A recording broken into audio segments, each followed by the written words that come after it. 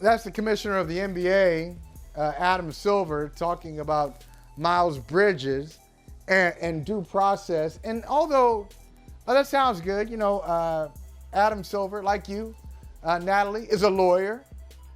And so he sound pretty. He got those good words. He got those good words and those good phrases. But, sometimes it sounds good and it's dead wrong. Look, yeah. there's due process. There's also circumstantial evidence. There's also common sense. There's also people posting on social media. There's so many things that go into that orbit. So you can't just say, I think it's disingenuous. I think it's intellectually dishonest to say we're going to focus on due process when due process is not the only avenue of information that you've got available to you. You've got other things that are available to you. Use your eyes. What do your eyes tell you? I think Natalie, I'll give it to you because I know you've wanted to talk about this for a while and you got some smart things to say about it. I just think it's easy for people to say these things and you never really have conversations that need to be had. You can go with, hey, we believe in the rule of law, due process, and you never really get to the heart of the issue. It's just, it's safe and it's disappointing. And sometimes, depending on who's saying it, sometimes it's a little cowardly as well. What do you think?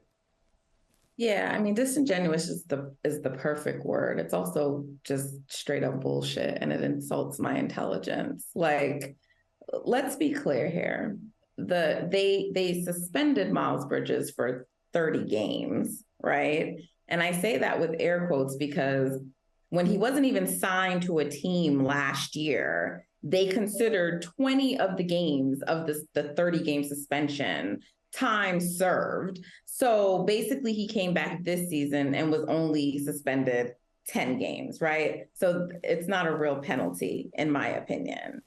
Ja Morant has been suspended for more games, 25, and is serving that out this season. So Miles Bridges is back on the court right now while Ja Morant isn't. And I'm not here to say like, oh, Ja Morant shouldn't have a suspension or whatever the case may be. But Ja Morant isn't charged. He isn't arrested. This is sort of about where you stand on guns and him putting things on social media. And honestly, I feel like it's more the NBA trying to reprimand Ja because he met and made this whole ordeal out of, yeah, I'm not going to do this again. And then right after he did. So you suspend him and you take a firm stance on that. But on domestic violence where there's pictures of the victim, hospital reports, arrest records, and then while this person is out on bail,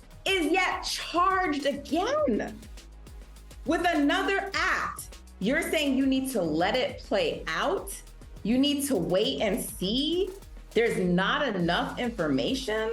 And then the Hornets put out a statement like they're comfortable with this? Yeah. It is so embarrassing. It is a slap in the face to victims. And it just represents what all these leagues do because they all take these really soft stances on domestic violence. They don't care. And what I fear is that one day it's going to have to be something really extreme, where I don't even want to say what the result would be to a victim, but for them to actually take a real stance on it in one of these leagues. It's disingenuous. That's right. Bridges should not be right now. He shouldn't be playing. That's right. Should not be playing, and Ja Morant should. I mean, I know we're not. Ja Morant should. 25 games is a lot. There's some people who thought it should be more, but I feel like it's a lot for 25 games is a lot, and 10 games is not. Exactly. For intimate partner violence, domestic violence. And we got to talk about this. We got to talk about this as a league. You got a platform. NBA has a platform. Don't just give me phrases. Don't just give me bumper stickers. I want real conversations with men. To have this coming from men and have men be passionate about it and say, we can't do this, and have men have the information about how it's happening. It's very prevalent in the 16 to 25 age bracket and how it's happening daily. Like, we got to be passionate about it and not just say, oh, that's an issue we either can't talk about or that's an issue that women talk about. No, no, no. Leadership. Hey, bring it back to Mike Tomlin. Leadership is lonely. So let's exert some leadership. Let's show some leadership on this topic. Hey, thank you for watching Brother from Another. If you haven't hit that subscribe button, go ahead and do that now. Don't forget, you can catch us 3 to 4 weekdays on PeacockTV.com and on Sirius XM Channel 85.